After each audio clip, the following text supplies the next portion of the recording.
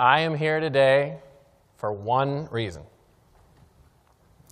That is to help all of you win more often. Whether you define winning as making more money, improving your personal relationships, or increasing your own level of happiness. However you define it, that is the one goal for today, that when you walk out of here, you have a concrete tool, method, for winning more often. We'll do that by talking about mental toughness. For the last 15 years, I have been fortunate enough to work with literally some of the most mentally tough individuals to walk the face of this earth.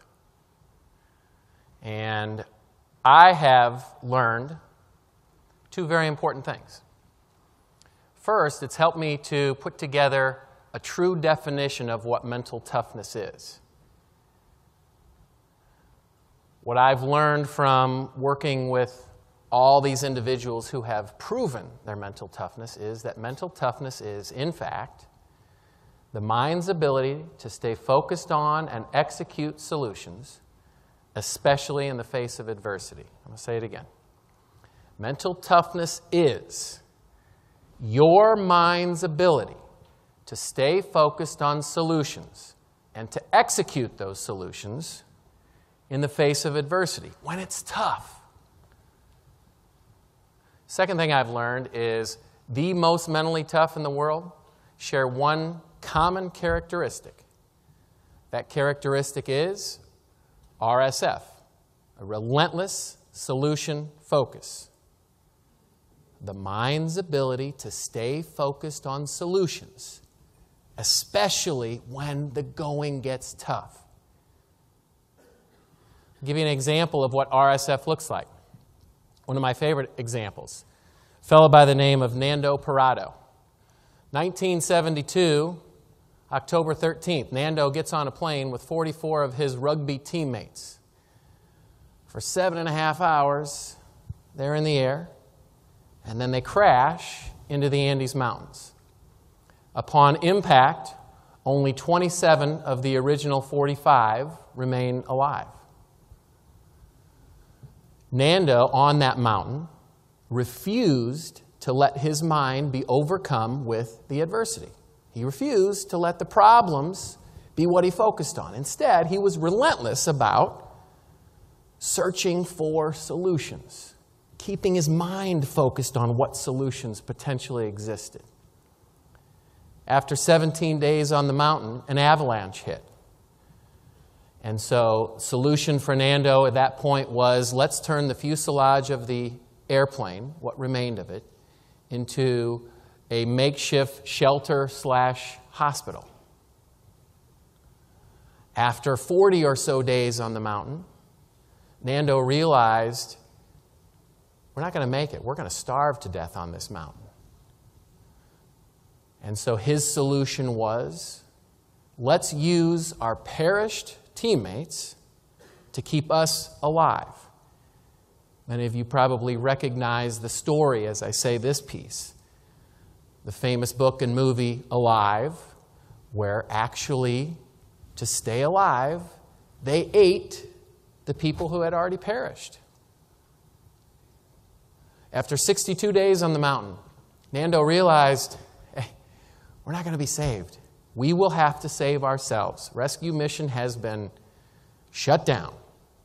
It's now up to us. And so in sub-zero temperatures, the most deadly terrain in the world, he decided he was going to hike off that mountain and save the remaining 16 people. And that's what he did. For 10 straight days, he kept his mind focused on one solution at a time, refused to let problems get into his brain, and he took one step after another until he finally took one final step, looked up, and saw other people. The mind's ability to stay focused on solutions when it's tough. See, when it's easy, you don't need mental toughness. We all know the importance of mental toughness.